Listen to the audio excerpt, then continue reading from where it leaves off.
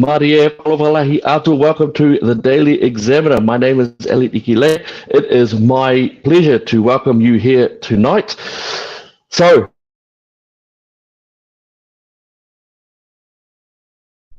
I am in Palmerston North tonight. I am not in Auckland, so I am gallivanting around the country. I do apologise if the internet gets a bit spotty on me, but we'll keep on because it is very important to discuss what we're going to discuss tonight.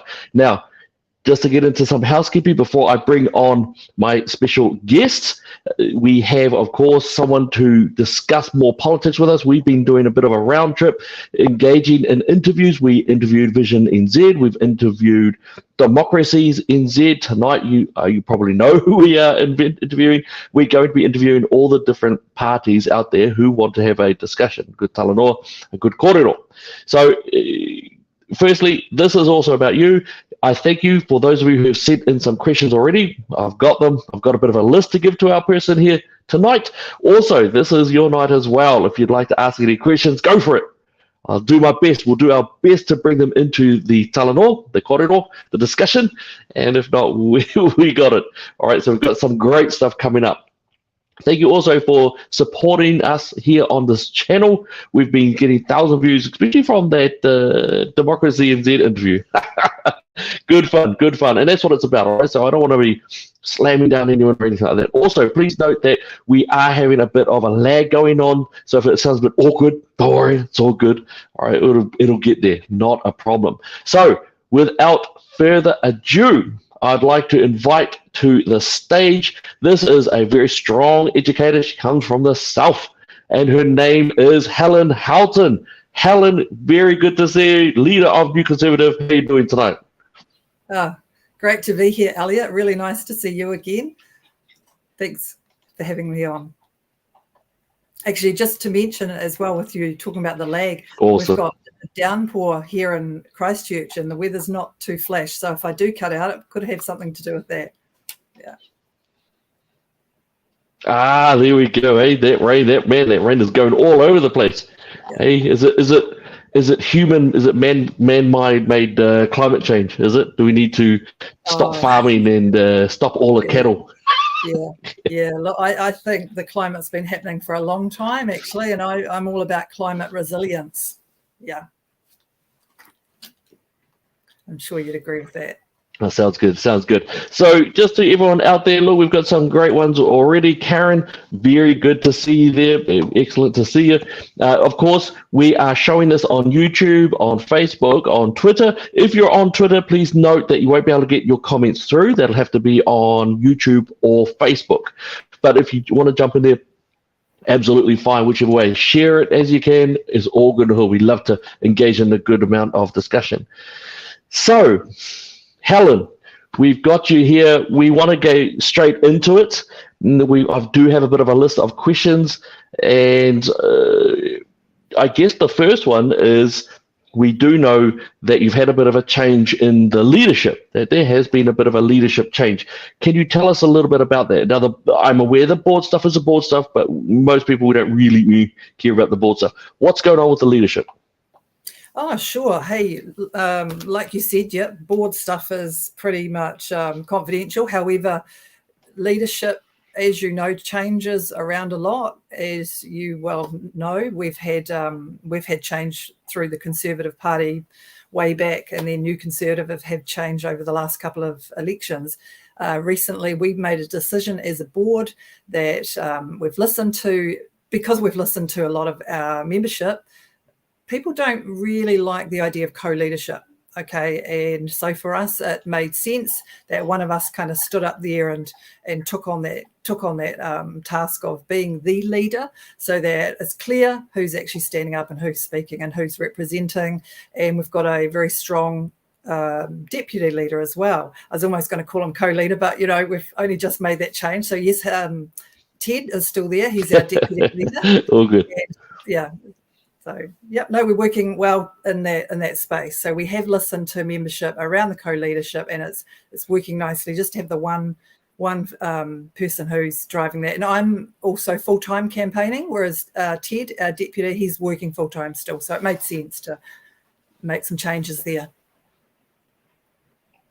Gotcha. Awesome.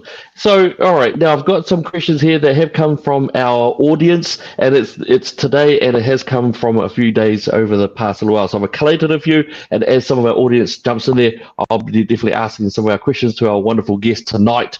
So I guess one of the big ones is differences. What is the difference between New Conservative currently and Freedom? I think you've cut out on me, or I've cut out on you. Freedom. And this is where we do come into this. So, well, what is the difference between New Conservative and Democracy NZ? No, not well. We'll get into Democracy NZ. What's the difference between Freedoms NZ and also New Conservative? What's the difference? Actually, oh, are you there? And it looks like we've had a frozen. It looks like the rain has gone there. So we're going to keep on trying with Helen to get her. Are you there? Oh, no, that's a good question. I hope that you can hear me. Oh dear. Oh, who's cut out?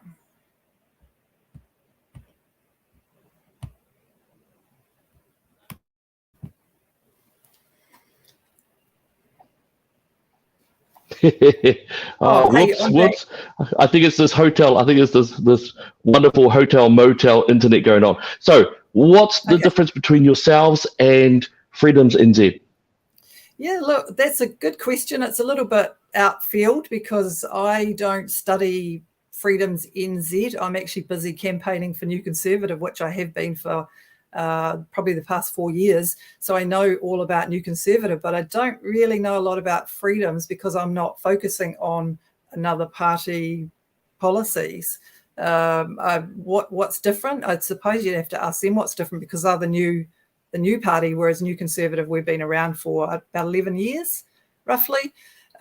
We've got really solid, strong policies that we campaign on, that we've campaigned on for all this time. They haven't really changed a lot, to be honest, Elliot. So if there's anything that we probably have lots of similarities to the Freedom Group, but we're not a one issue. We're not just out there talking about freedom and democracy. We think that there's a lot more to it than freedom and democracy. We have really solid, strong family policies that we've had for a long time. We've got lots of really good solutions for the people.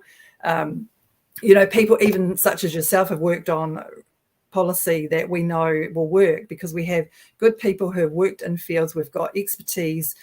We're not career politicians, and possibly the New Zealand, what are they called? Freedom's team might say similar. Yeah, but like I said, I don't know what their policies are because I'm not focusing on their party. Fair enough. Fair enough. It's important to focus on what you guys are doing, and that's all good. Yeah, absolutely. We're conservative. So the policies do restoring basic morality and decency to society, and that's what we're focusing on. We're not worried about distractions. We're just focusing on our campaign. All right, fair enough. And one question that we have actually been bringing up to the different parties, because it has been asked, because you brought up the freedom community, a very big part, as we know, during the protest, over 30% of people, according to mainstream media's own sources, actually agreed with the protesters who were at Wellington, and that was a very big part of that whole freedom community element. Many of them are commenting, why is Democracy NZ and Freedoms NZ and New Conservative and all these other groups, why are they not consolidating? Do you have a reason for the fact of not consolidating, or is there a discussion going on? What's the deal there? Yeah, there's probably a couple of areas to focus on here in answering that. And you talk about the freedoms movement. So we've been around well before the freedoms movement. So we haven't just jumped up out of nowhere just to step up into that freedom space. We've been talking about freedoms for, since before the last election. Actually, you were amazing in that space talking about freedoms. So we're not focused, although, on, like I said, a specific one area where I think some of those parties that have come together have got like a set few policies that they're focusing on. We're focusing on a whole raft of things, and we're not looking at personality or some other movements either. We're casting our net wide enough to make sure that getting that 5% is a possibility. We know it's not easy as a small party. As far as joining anybody else, we've all been in conversations. You've probably heard that from Matt King, from the Freedoms people. Most of us have been in conversations close to 2 years now, Elliot. And we've talked about this out in the public space. We've put out press releases about what we are and what we aren't doing, because we have, gone back to our board, had discussions about who's doing what, and does this fit new Conservative policies, and does it fit our membership. So we've had a lot of discussions, a lot of robust discussions. That decisions weren't made easily. We looked at all the options that are out there. There's still potentially a couple of options that we've kept the door open to, but we've definitely also closed the door on some other options. We as you have probably heard, we have people asking us a lot about this, and the people shout for democracy, and we are giving them that. And what I mean by that is those who are calling for us to join one particular umbrella, actually, can I say, even as far as some are hounding, I'll use that term, it doesn't look like democracy in action, Elliot. But actually it looks like another form of almost dictatorship. Goodness knows New Zealand does not want or need another one source of truth platform. So it's really good that we have lots of different platforms out there that are, being what we are supposed to be, a democracy. I hope that makes sense. No, I can definitely... I can definitely see that one. I guess, and I'll add to those questions, because that was actually a question that's come up quite a lot as a quite repeated question in our inbox for it. And I do see what people are saying, because when you look at it, and I guess I'm looking at it from a purely political standpoint, the amounts of polls, and while we shouldn't follow polls, many New Zealanders, not all, but many, do have an unfortunate attraction to following polls as opposed to actually making the polls. So when you look at it in that regard, I think that there are definitely some logical conclusions to come to around consolidation. I don't have a part to play in any of those elements. It's just something that I do notice from the outside. I think at the moment, Democracy NZ does have, or from what I can gather, Democracy NZ probably has a element of chance due to the fact that Matt King may actually win back his seat. And in that regard, there's some interesting elements around the whole MMP situation. But I do hear you. And so is it a bit of a clear thing? Am I hearing right that that's a no to any consolidation around with any other crew? I'm just checking to see if that's what I'm hearing correct. No, not at all. No, there's just some that we have made it clear that we would not be aligning with for various reasons that, some of them are board decisions and membership decisions, but there's definitely people that we're still talking to. Like I've got a good relationship with Matt King from Democracy NZ. We've got a really good relationship with the One Party. We have a great relationship with a lot of New Zealand First people, and we even talked to Leighton Baker. So there's some conversations that we've still got doors open there, and the main thing is that we're all trying to focus on the campaign right now. Another month in, who knows, the playing field could look a lot different, but we have definitely closed the door on Freedoms New Zealand. I can give you that fact. Right. Okay. All right. Well, there's a clear one right there. Very clear. Very clear. Now, we have got a bit of a very good question coming up there. This is from Storm, and this one is actually about the United Nations and WHO. Are you focused? Are you focused on leaving the UN and the WHO, or is there any consideration? Yes. Well, I mean, if people looked at our policies, they'd know that we are not interested in the WHO or even the WEF, World Economic Forum. The WEF, yep. Yeah, well, actually, I was watching the news just before tonight, and I probably shouldn't have watched it before the interview because it gets you really riled up, watching our Prime Minister over there sitting with the WEF and Klaus and a few of those. Here we are in a recession, and we've got the Prime Minister flying over all that finance that wasted expenditure that we're talking about.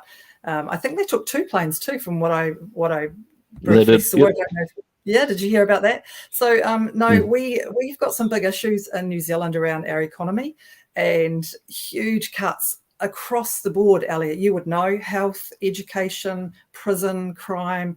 What was tonight? I just saw something else tonight, and it's like all those cuts financially that where we're struggling, and yet there's this big focus on the WHO, all the money that's being wasted that goes in there. So we would definitely want to pull out of all of those things, not only for that reason, but something that you might not know about me, Elliot, is I'm a realist. And what that means in terms of world politics is that realists believe that there should not be any actor above our sovereign nation, okay, that's directing us.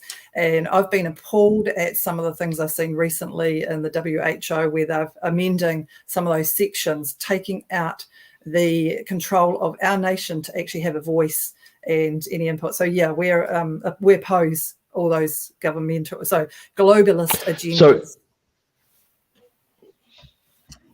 right now.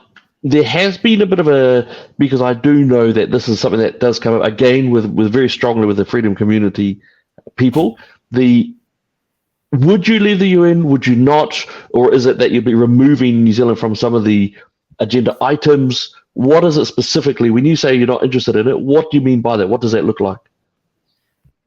Well, I mean, I can't, we haven't actually talked about completely leaving the UN as a board, but for myself personally, I would say yes, that would be my intention, because all I see is the tentacles of all those global institutions that are profiteering, elites profiteering at our expense of our country. And so, yeah, absolutely. The UN had its purpose way back, when it was, when it first started, but it's got way too much control and power over the nations. And I'm about our nation, and we need to focus on our nation, not globalist agendas. So yes, I say yes to removing ourselves. Yeah, no, nice one. Oh, excellent. Good. Now, you brought up economy, and I think that is an actually important one. As we all know, that we're actually currently in a recession. We've had 2 quarters of negative growth. We've got the issue with the cost of living crisis. We do have the OCR. We've got some of the cash rates starting to tremble yet again. We've got some really problem areas in terms of our economics coming up as well. Are we, in your head, are we looking at a depression coming on soon? Are we looking at more recessions coming up? In terms of the economy, how is New Conservative going to improve our ability to be strong and sustainable in the future going forward? Yeah, look, okay, so we are in a recession, and we don't see that easing up anytime soon. However, there is talk of easing, but we want to be hopeful, of course, and that's what New Conservative are. We're hopeful and we're resilient, and we like to make sure that we encourage resilience, and for New Zealanders in general to take personal responsibility. However, New Zealand finances right now are out of control. There's no denying it. The government, actually supported by every single party in Parliament, as you know, or you may know, spent something like 70 billion on COVID response for no return. So the government deficit is currently sinking like a stone, and this must stop. We've talked about this before. The budgeting, it's like our household budget, right? You can't, we're not going to have it in balance every year, but it needs to be in a rough balance from medium to long term. And all we are seeing is this constant pressure to continue with the COVID, overspending and all those areas. The wasteful spending of government. Cutting waste should be a priority for any government, and that's what we want to focus on, and that should be the mindset for some time, short to medium term. It's not appropriate for me to go into all of the spending cuts that we'd talk about. Obviously that would depend on the coalition that we would have to go into. We'd be looking, of course, at a Conservative coalition in government, but that's something we do have. we've talked about, we think we're overtaxed, and we definitely would not be introducing the other taxes like the capital gains tax and inheritance tax. New Zealand's already got enough taxes. We're paying tax on top of tax for everything. So that would be one way of easing the burden on New Zealanders, just to reduce the taxes to start with. There are other policies we've got, but as you well know, we wouldn't want to talk about all of our policies, all the details on our policies right now. We will be bringing a lot more of that out over the next couple of weeks. Oh, no, fair enough. Absolutely fair enough. Now, there has been one coming up, and this is, of course, one which is a bit quite strong, quite centred, and it has to do with things like Bill of Rights. Are you able to address the cementing of our true foundation documents, such as the 1835 Declaration, 1862 Bill of Rights, and the true Treaty of Waitangi, addressing what tangata whenua really means? Now, I disagree with some of this, but I respect the question being brought up. So I'd love your take on this. Okay, could you just repeat the question? Am I talking about the Bill of Rights as it stands now? Because we've got a sort Bill of Rights. Now, Karen. Yeah. So Karen, thank you very much for your question. I think what Karen might be referring to, but Karen, please let me know if I'm getting this wrong, is I believe she's bringing up he whakapūtonga, and I think that's the one that she's referring to. In terms of that, in my opinion, of course, well, not my opinion, but my belief, my understanding is that the Treaty of Waitangi supersedes that. It is the culmination of all of those discussions and talk. I think with what Karen's sort of saying is, would you bring in a constitution, and would it be, would you be looking at the Treaty of Waitangi as a constitutional document, therefore a founding one, or if you do know about he whakapūtonga, would it be that one? Yeah, Karen. And you know what? Let's add to that as well, Helen. Let's add to that one as well. What are your thoughts also about co-governance? And is co-governance a good thing, not a good thing? What would you do about co-governance? Okay, gosh, there's a lot in there, Elliot. Karen, good question. Now, all of those documents are New Zealand's founding documents. So we haven't only got the one document that we go to. Okay, and Karen's probably got a lot more knowledge here, which is great than some people, because a lot of New Zealanders aren't aware of where they go to for a constitution. Now, we don't have a written constitution like America, for example, where you go to and it's one place, okay?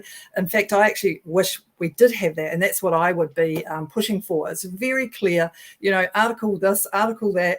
They've got clear, nobody can override those rights, because this is what it is.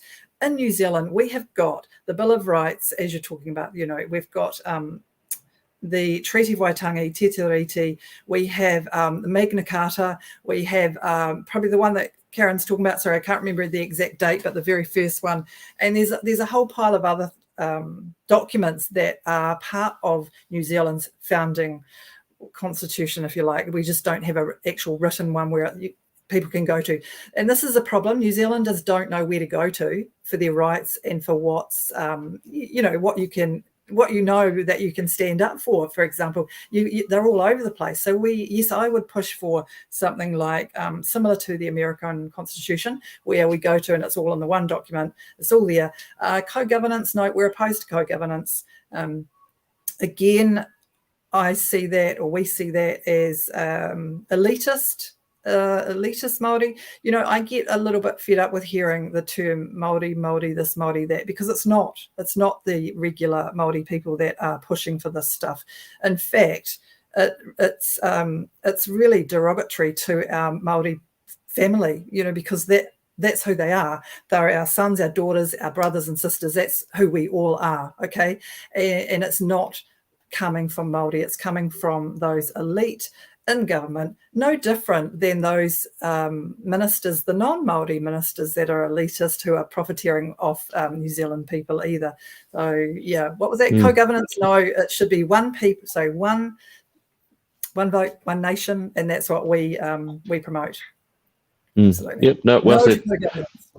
Yeah, well said. And Karen has brought up but there, a lot of New Zealanders of European descent are concerned about becoming second-class Kiwis, along with many Māori. Yes, I definitely see it. I am one of those who would be one of the privileged, the institutionally privileged, and I hate it. I do not want any of that sort of privilege. All right, Oh, me absolutely. and So my kids actually, should be treated just the same as everyone else. yeah, funny. So that's a friend of mine who's Māori. I saw her on, on your Facebook, your friends, your 1,000 friends that you don't really know that well. She posted something about she does not want to be placed higher up on the list because of her skin color, or because of her race. And good for Mm, her. And this is what the problem is as well, Elliot, is like I said, with using that Māori card, most Māori don't want to do this. And all it's doing is causing division and anger and frustration between people who should not be. This is, this government is actually pushing for this divisive stuff when it's not that at all. I mean, we all get on absolutely fine. Like I said, they're our family. We're one New Zealand. So we would demand one nation, one people, stop all this mm. divisive, all this stuff, because it's just, how would you imagine Māori actually feel all the time being told, for 1 year, we're going to put you higher up on the list here. You're not capable in education, so we're going to give you a hand up, I mean, my gosh, of course they're capable. For years, we've been told in education, because I've been teaching almost 20 years, to make sure our Māori students are succeeding. And I'm like, what are you talking about? My Māori students are doing just as well as everybody else. And I never looked at them any differently. And so, we need to just stop this absolute nonsense behaviour, nonsense conversations. Yeah, no, well said. Yeah, well said. I did enjoy my time with the charter schools. We had 96% Pacifica Māori kids, and we didn't treat them any differently. They all had to raise Yeah, themselves up to a certain bar, and we didn't change nothing for nothing. Your skin color means absolutely. nothing. All right, it's Yeah. just the content of your character. So, no, well said. Totally agree. Wally has put in a very good bit in here. As a country in financial crisis, we need to maximize our use of resources. What is your party's views on the restrictions that have been put on Oh. our oil, gas, and coal mining drilling and the shutting down of Marsden Point?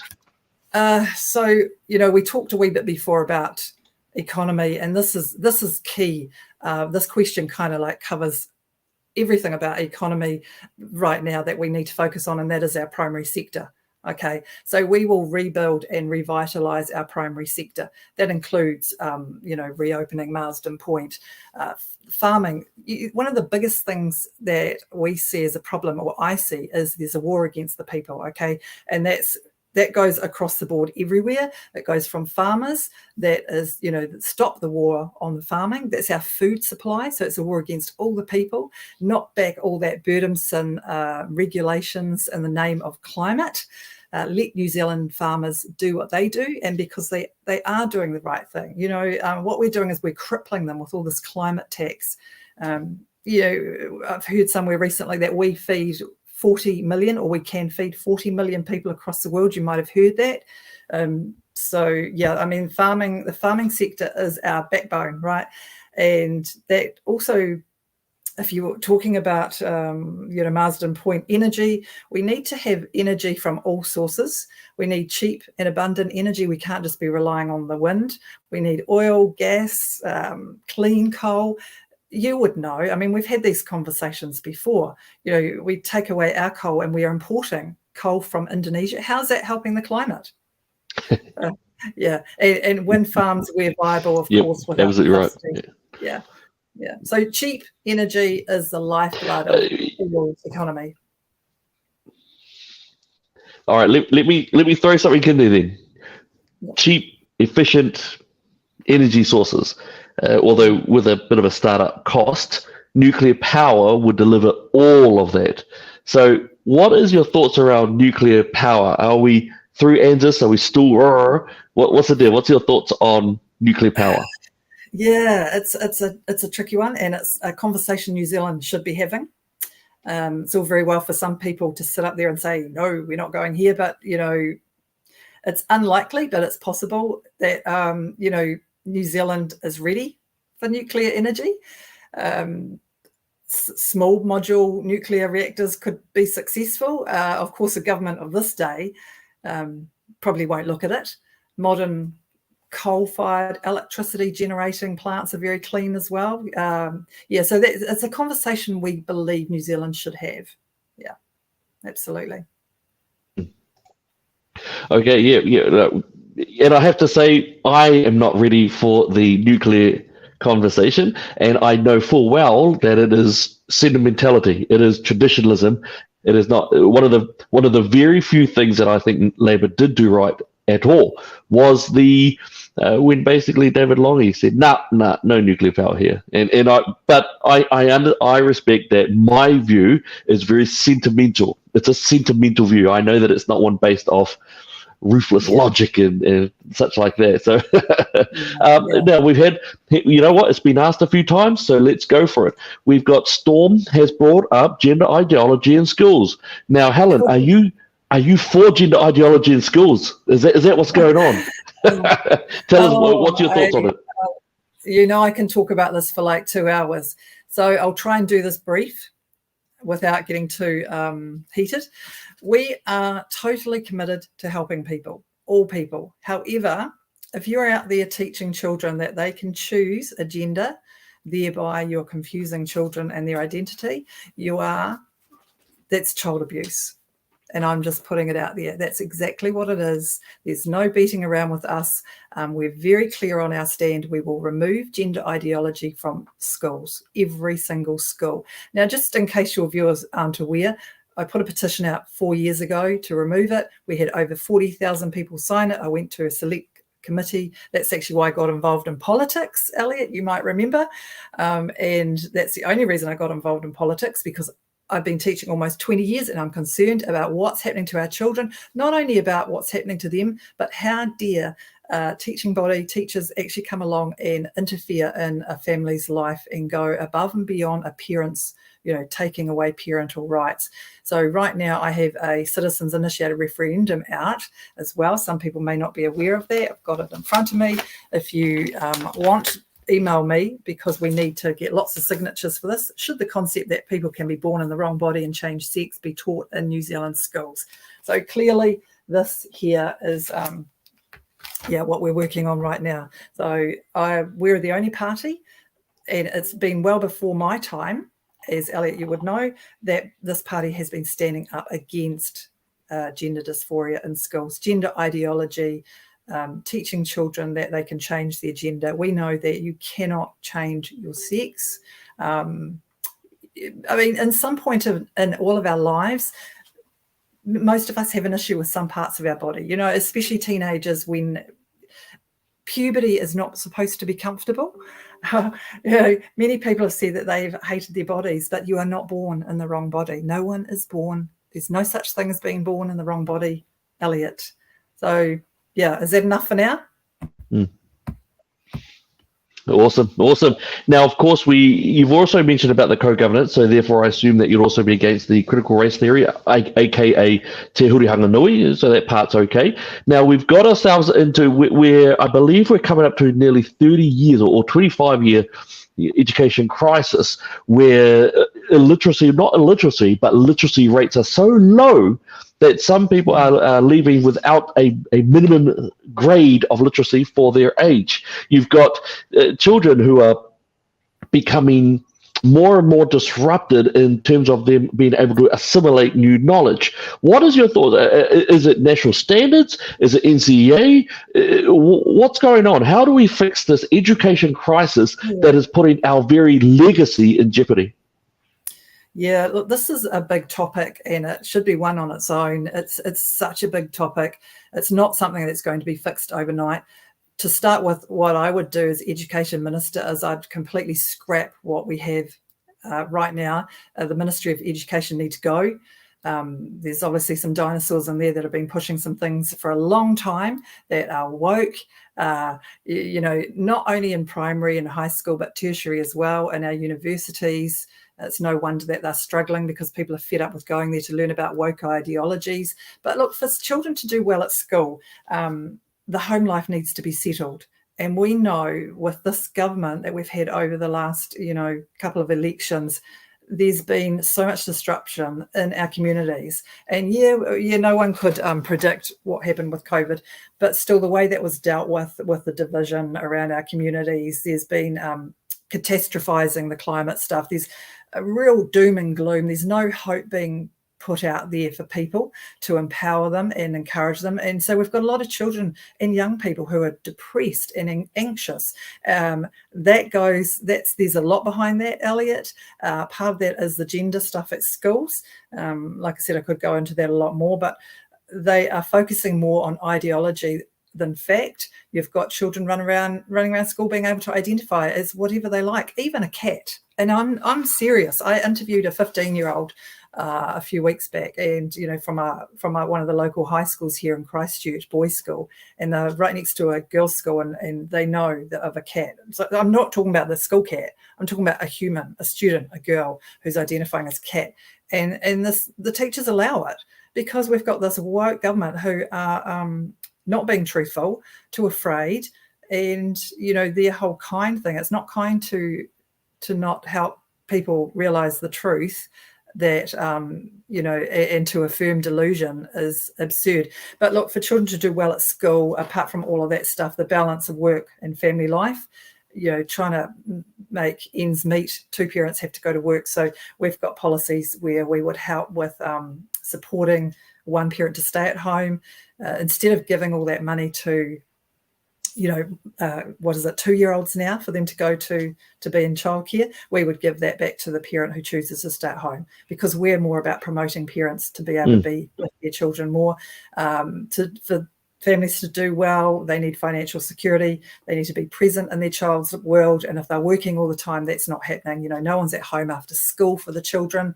The homeschool relationship, that has deteriorated again because of the teachers who are pushing things that parents don't agree with, and so there's less trust in the school. So it's no wonder that parents don't care if their children aren't going. There's exodus of people leaving mainstream teaching to go into homeschool years ago, 4 years ago. So we would tie all that into health policy, work-home life balance. Children are overstimulated, so we could talk about technology. We would take the phones off children. I mean, why are we allowing children to have phones at school? Why do they need? They never did, 10 years ago, and there were no issues. So why are we allowing children to have phones in school? They're on technology most of the time as well, and they're off task. There's no way that most of those children on technology are 100% on task all the time. When you've got them on, you've got a crowded curriculum, overcrowded curriculum, unrealistic expectations around achievement and extracurricular that, as parents, we all do it. We've all done it. You send your children off to all these amazing things that you didn't have. There's peer pressure. My gosh, you've seen the videos out there. They're recording, social media. There's these fight clubs, a lot of peer pressure, a lot of fear. Children have got a lot of anxious things going on at school. Teachers haven't got the power to discipline anymore. And what I mean by that is I don't mean like giving the cane, but I'm talking about removing a child from a classroom who's been disruptive and causing so much disruption to everybody else, as well as some of them quite physically violent. The teachers have got no power to actually even suspend them.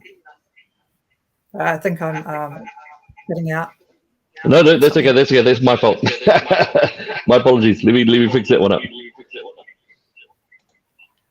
You carry on. Okay, but as you can tell, there's a lot of issues in our education system, and it's not only. I think the minister recently put a whole pile of money into phonics. That's not the end. I mean, beginning teachers are trained so well. Those teachers from the beginning, they know how to teach children to read, and that's with either phonics and whole language, a combination. We use all of it. We don't just pick one, right?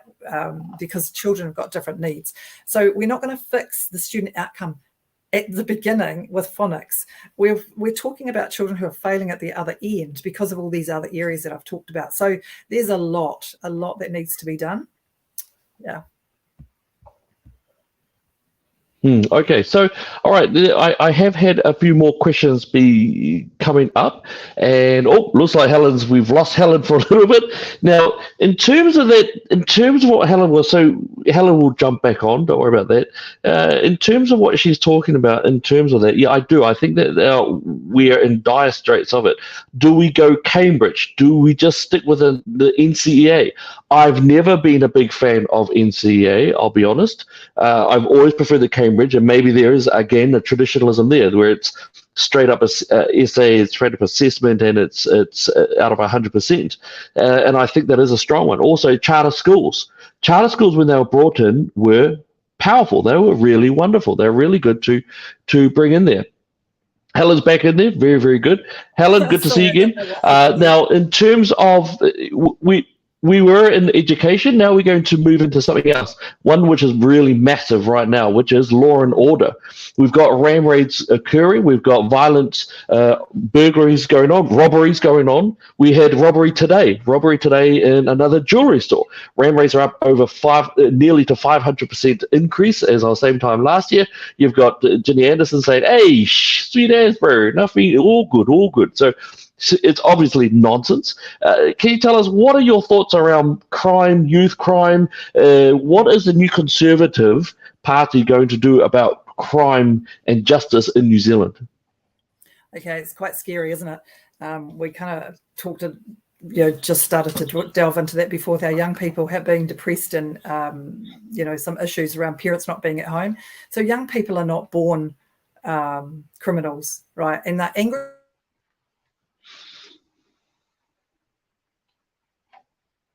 at home after school on their own. There's not a lot of in some families there's not lots of role models either. There's missing father figures, substance abuse even, and I'm not talking about all families here, of course, you know that, but there's a lot of family dysfunction, and that's where we come in with lifting up and empowering healthy family relationships. So there's lots of consequences because of the family breakdown. But on saying that, there still has to be consequences to deter crime. Okay, look, Elliot, you know as well as I do, you've worked in social wealth. What is it? What is it that you've done? Social work, right? And so you know what's out there. You know what a lot of these young people are facing. So when we're talking about young people, we do need to take them out of the environment that they're in, because all the police are doing at the moment is they'll pick them up and then they'll might tell them off and they drop them back home because they're powerless. They can't actually do anything. A lot of these kids are 14 years old, so they can't do anything with them. So there has to be consequences there. The fact that there's also not enough police to attend to all the crime. Just a few weeks ago, even at my own property, we had 2 cars broken into. The police didn't come out. The windows are smashed. Wow. Yeah, I know. But it's happening everywhere, right? Everywhere this is happening. People are desperate. So crime happens for a number of reasons. Some of it is the substance abuse, and people get into crime because they're trying to support their addictions. Some of it is just pure desperation, trying to survive day to day. We talked before about these elite people who are traveling across the world to meet with WEF, and most of us are actually struggling to survive week by week to pay their groceries. So some of the others are struggling even more. I really feel for the people out there, really feel for them, but we do need to. So there's a lot of causes of crime, but it doesn't mean to say that we have to go soft on it, because there's lots of victims out there that need to be protected. Yeah. Right. Okay. So, but what are you guys looking at? Are you looking at changing sentences, changing restorative justice systems, trying to pull in the judiciary? What does it look like in terms of trying to assist or increase justice and lessen crime? What does new Conservative policy look like in terms of what to do?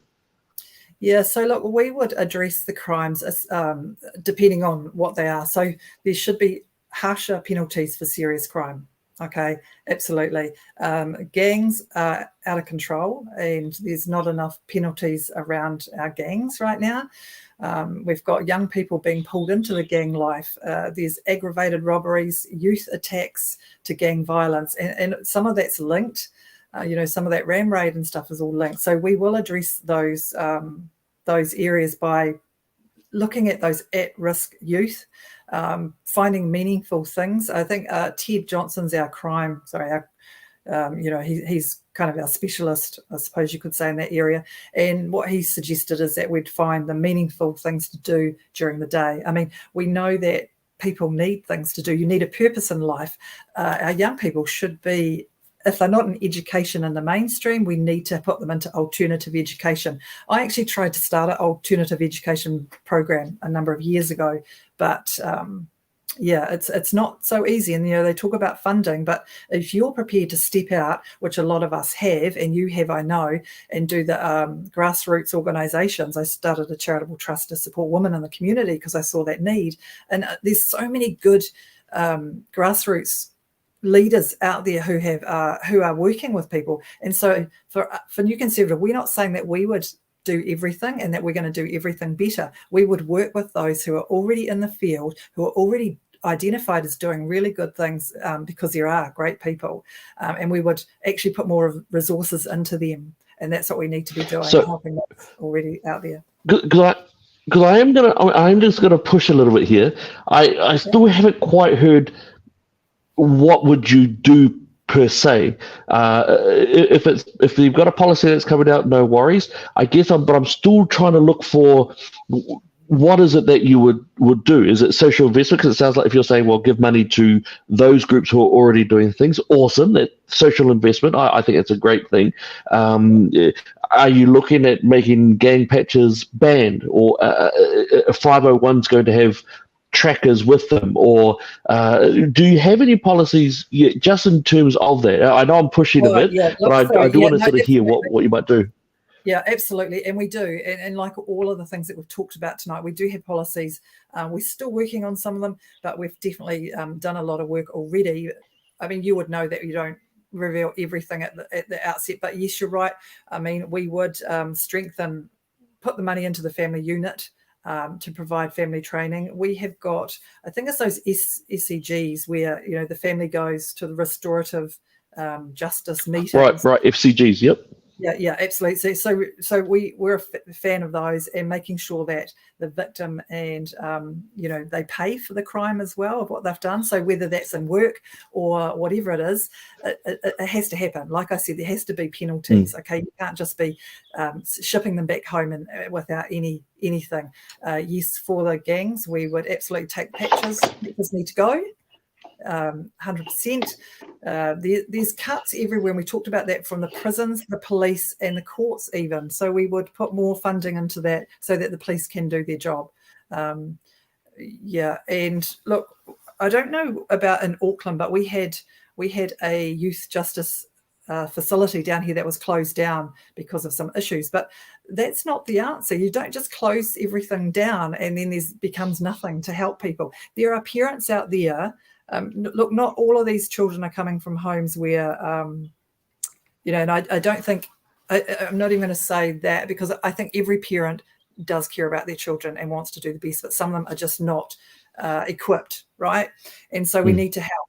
And that's what I was doing already. That's why I stepped out of the education and started seeing the need in the community, and I set up a charitable trust supporting family.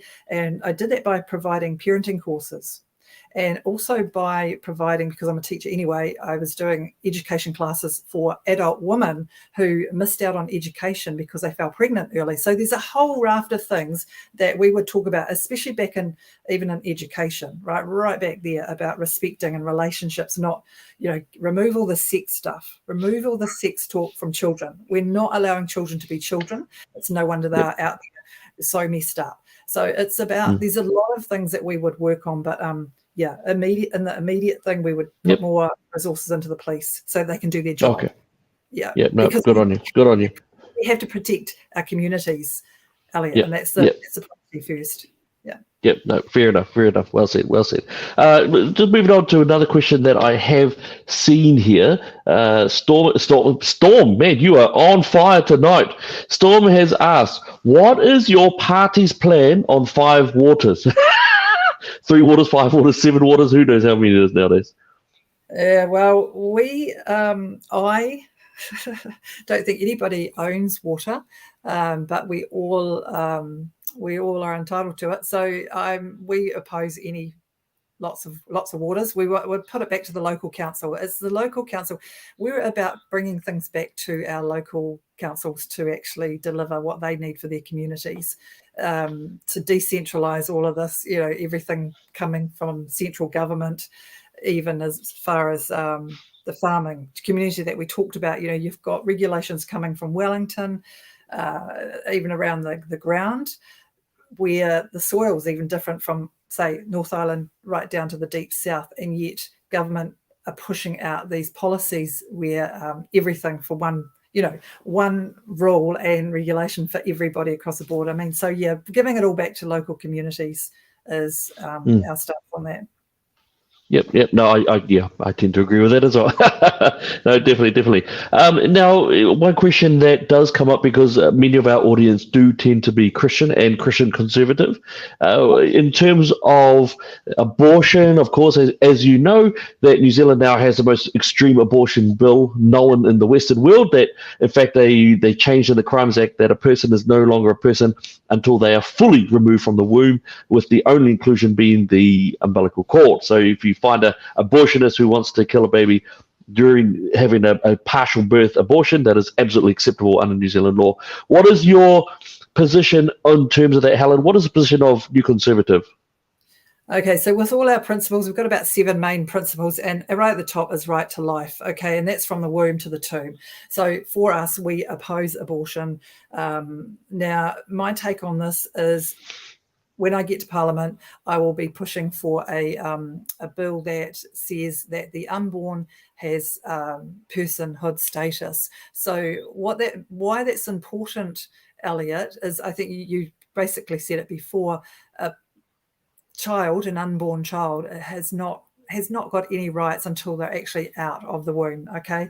And we all know, those mothers of us, we know that there's a life growing in us, and that is needs to be protected. So it's abhorrent that first step, that unborn child hasn't got the personhood status. We have in New Zealand a mountain and even a river now that has got personhood status protection, and yet the unborn living child, living, breathing, developing life, just like you and I, does not have that protection. So that's my first thing that I'll be doing. And also around abortion, it's about education. So we are about supporting women who get into these positions as well. And what that looks like is making sure there's other alternatives for them. We have shocking, to be able to adopt children. We need to look at all of that and make some changes. There's other options for our women. Well, that actually raises a good point, because, of course, in terms of New Zealand, adoption is nearly impossible.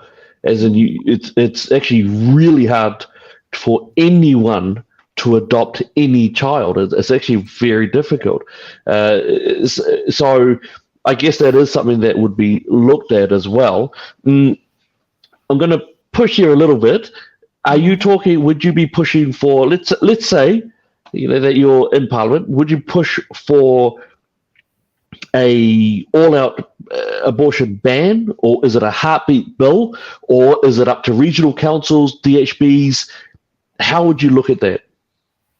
Okay, so we have to start incremental change. Okay, we cannot just go all out, no abortions.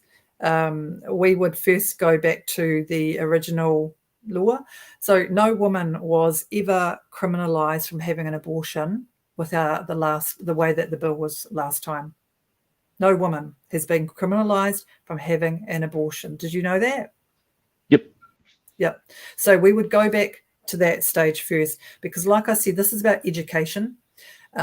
We've got an education system. Let's talk about our schools. An education system that is pushing for such liberal, progressive sexuality, where children are encouraged almost to experiment sexually, and then we're wondering why we're having teenage pregnancies and unwanted, unplanned pregnancy. So there's real complex issues here that we have to address before we can get to a part where there's no abortion.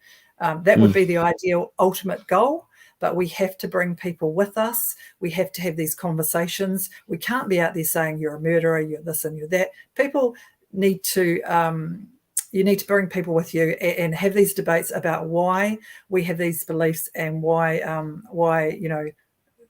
I think the last election, there was a really good campaign out there and a lot of information was coming out and people were like, wow, I had no idea that this is really what it is, because they've been fooled by places like family planning, parenthood places where women are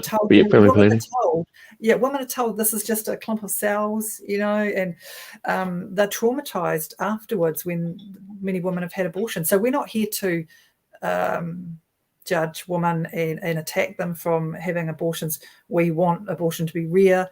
And, I spoke recently at a Right to Life event and we had a handful of young activists, pro-choice activists who came. And, we had a really good debate, respectful debate, and they sat and they listened. And that's what we need. And see, that's what I am as a leader. I want to make sure that we can have these conversations without attacking each other.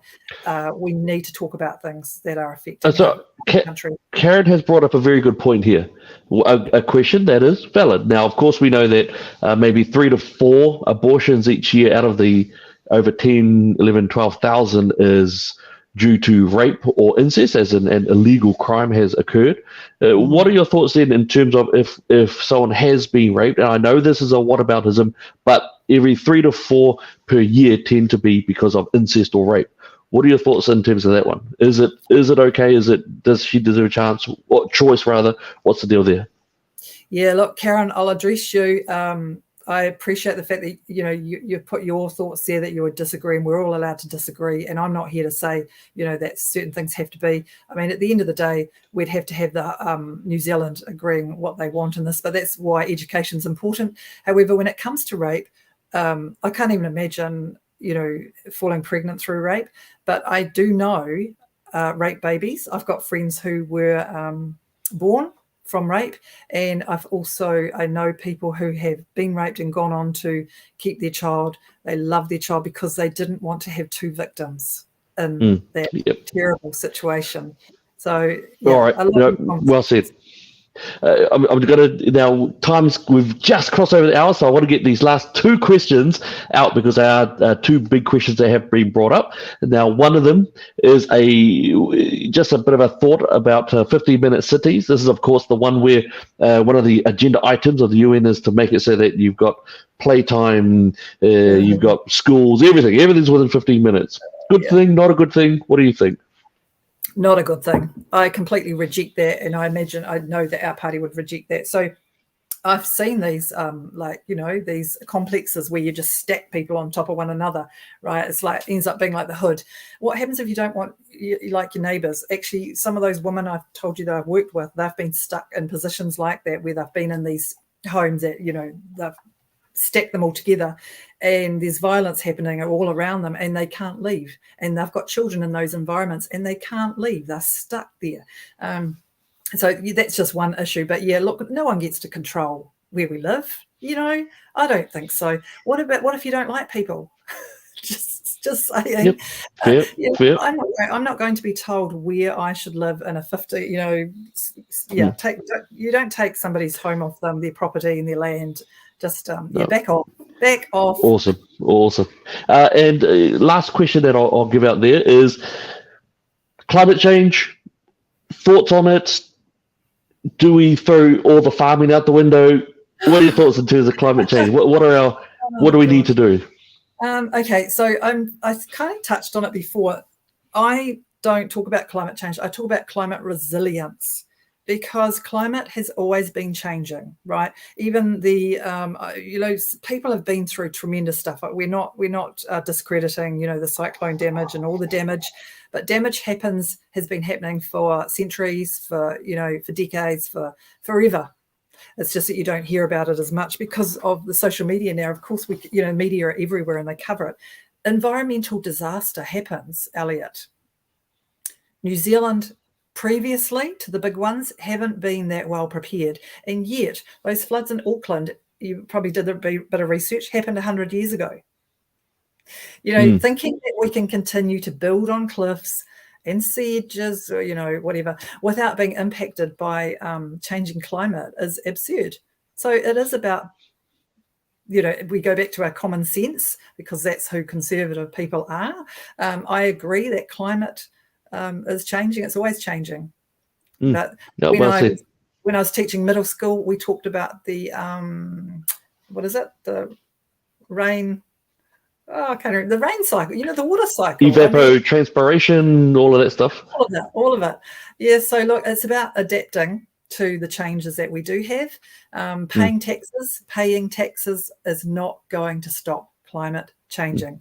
Yeah, and, you talk about all that money wastage. We need to put it in the crisis right now is our people who are suffering. Yep, no, well said. Yeah. Okay, wonderful. Look, thank you so much, Helen. There's other questions out there. Thank you so much, team out there, for giving your questions. We'll make sure that Helen gets them, and we'll make sure that we point her team towards all of these things like CO2. What was the other one? There's another one in there in terms of medical health issues, geoengineering. So great questions all. Oh, yeah, absolutely. Helen, so all of that, we're on board of all of that. We're just pushing back. We're putting submissions in all the time. Our team are like, the health product, natural health bill. You don't tell me what I can and can't use in my body, and then try and force me to take something that I don't really want either. All of that, we reject it. We reject everything that the red and blue, the status quo, it's self-serving people that are in there. Yeah, just back off. We want less government control in our lives. Yep, no, well said. So Helen, the last minute is yours. Why should we vote for New Conservative? Here's your elevator pitch time. All right, you've got the floor. The floor is yours. So you go for it. Yeah, look, if you vote for us, the reason why we're conservative is because we preserve and promote things that make our society great. And it's been crumbling for a long time now. Our communities are broken, but look, there's hope, and we know that there's hope, and we will provide that hope in our communities with positive stuff.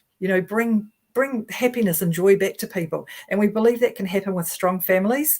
We believe in personal responsibility and freedom from government coercion. So it's like empowering people. The government that we've had for so long now, put people into this victim mentality. And I'm not a fan of victim. We've all been through things in our life, but you're all capable. We're all capable. So it's about, enjoying what you have in life and overcoming. We want a thriving economy, and we believe we can do that as well with some of the things that we have, as well as limiting that government reach. Freedom, we want people to be able to be free to speak about what your beliefs are, and all of those things we are doing, and we've got real integrity in our party. We talk about equality before the law. Everybody, one nation. We demand one nation, one people. We put family first in the community, restore parent control in education. It's a must. Restore economic growth and maintain control of our natural resources. So that's what New Conservative will do. I guarantee you. Well done. All right. Great one. Hey, it's about a minute. It's a new minute. So well done. Look, just to all of our team out there, thank you so much for tuning in. Thank you for your questions. Thank you for your ongoing support. We'll be here again next week to have another chit chat with some new crew. It's been really great to listen to Helen and see what the team are doing over New Conservative.